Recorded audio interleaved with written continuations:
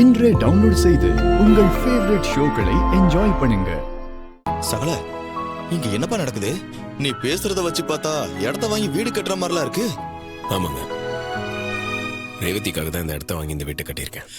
என்னப்பா யாருக்குமே தெரியாம சைலண்டா இவ்வளவு பெரிய வேலையை பார்த்திருக்க? ஏப்பா ரேவதிக்காக இந்த விஷயம் தெரியுமா தெரியாதா? இல்லைங்க, அவளுக்கு சர்ப்ரைஸா இருக்கட்டும்னு எதுவும் சொல்லல.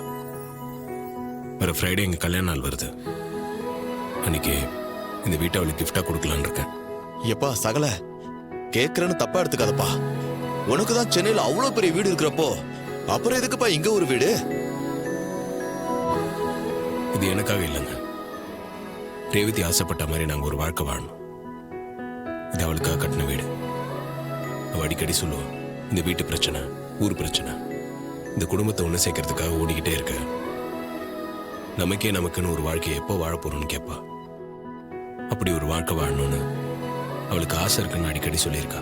எப்பா ரேவதி சொல்றது கரெக்டு தான்ப்பா. பிரச்சனை ஒரு பக்கம் இருந்தாலும் உங்களுக்கான வாழ்க்கையை நீங்க வாழ்ந்துதானே ஆகணும்.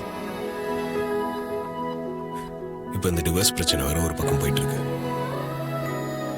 அத்தை வேற இன்னும் தாத்தா பாட்டி தப்பாவே நினைச்சிட்டு இருக்காங்க. அவங்க எந்த தப்பும் செய்யலன்னு அத்தைக்கு புரிய வச்சு இந்த ரெண்டு குடும்பத்தையும் ஒண்ணு சேர்க்கணும். மாமா கையில கும்பாபிஷேகத்தை வேற நடத்தி வைக்கணும். இதுக்கெல்லாம் அப்புறம் தான் நானும் ரேவதியும் எங்களுக்கான வாழ்க்கை இந்த வீட்டில் ஆரம்பிக்கணும். அவ மனசுல சின்ன சின்னதா நிறைய ஆசைங்க வச்சிருக்கா. அது எல்லாத்தையும் நான் நிறைவேற்றி வைக்கணும். ஏப்பா வாழ்க்கையில அந்தந்த வயசுக்கான சந்தோஷமான விஷயங்களை அப்பப்ப அனுபவிச்சிடணும்ப்பா. இல்லைன்னா பின்னாடி அதை அனுபவிக்க முடியாமையே போயிடும்பா. மனைவி ஆசைகள் எல்லாத்தையும் நிறைவேற்றணும்னு நினைக்கிறியே, நீ புருஷனா கிடைக்க ரேவதி கொடுத்து வச்சிருக்கணும்ப்பா. சகல, ரேவதிக்கு பொறுமை, நேர்மை, பக்குவம், மத்தவங்களுக்கு உதவுற குணம்னு ரேவதியை பத்தி சொல்லிட்டே போகலாம்ப்பா. யாராவது தப்பு செஞ்சாலும் அதை நேருக்கு நேரா சொல்ற தைரியம் அவகிட்ட இருக்குப்பா. அத்தை கூட சில நேரம் ஏதாவது தப்பு செஞ்சா அதை சொல்ல நாங்களா கொஞ்சம் பயப்படுவோம். ஆனா ரேவதி எதுக்கும் பயப்படாம தைரியமா அத்தை கிட்ட சொல்லும்பா. உங்க ரெண்டு பேருக்குமே கிட்டத்தட்ட ஒரே மாதிரியான குணங்கள் தான்ப்பா.